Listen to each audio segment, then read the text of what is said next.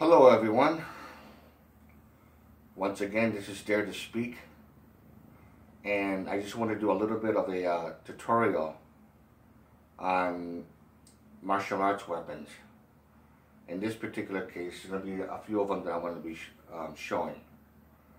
And for those of you who just want to know the basics, who knows very little on kung fu weapons and karate weapons and so on, I'll just show you the basics. Again, this is not for expert level because this is more for beginners, people who know very little to nothing about it. So I'm going to start off with these. These are known as a Japanese sai. They're pretty much steel. So even though the tips of it are not really that sharp, it can still be dangerous, even if you just were to like a hard thrust or a hit. But as far as like performance, which I'm basically going to be showing, I'm not going to be talking about combat.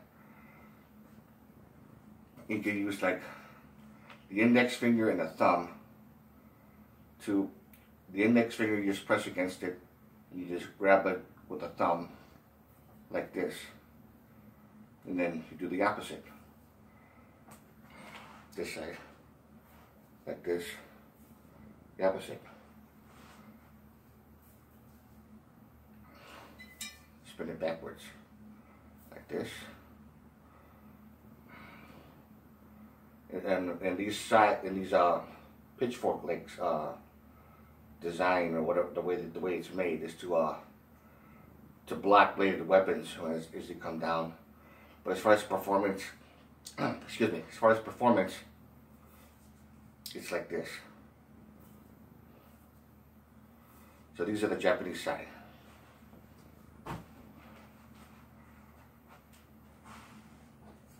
This is the Executioner Chinese broadsword.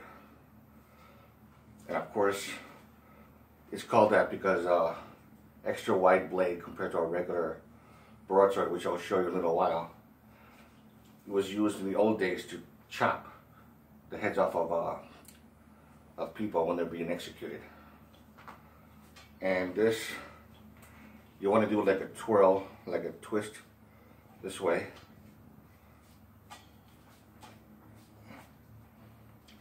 Also, like that.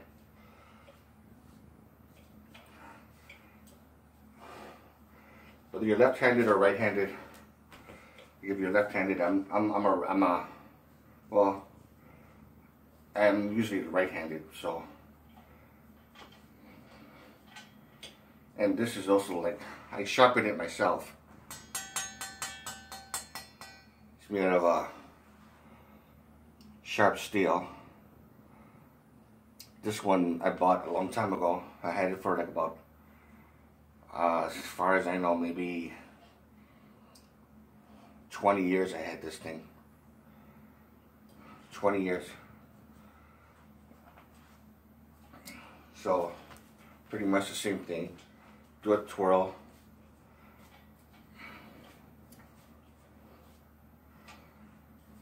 That's the Executioner. And this is a regular Dao sword. It's a little long. Some people call it a Lang Chuan.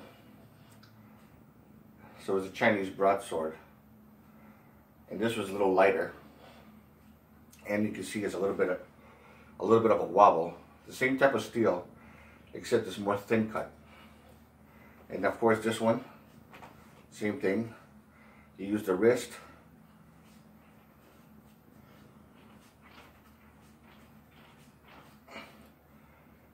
And just like you do in those in martial arts, when they go like this.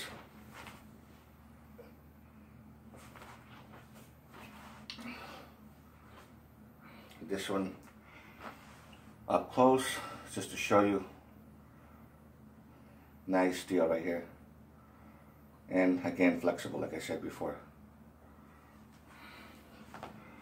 This is the Chinese broadsword. This is the standard kind, the standard type of a Chinese broadsword. So if you just practice, of course, your wrists will get stronger. It does help to do some exercises for your wrists and forearm.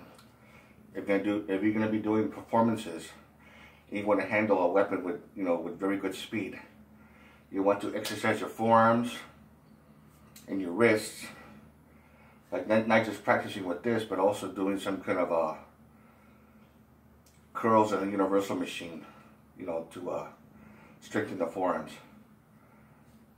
Another exercise that will help for this, okay, this is pretty much it for the Kung Fu weapons.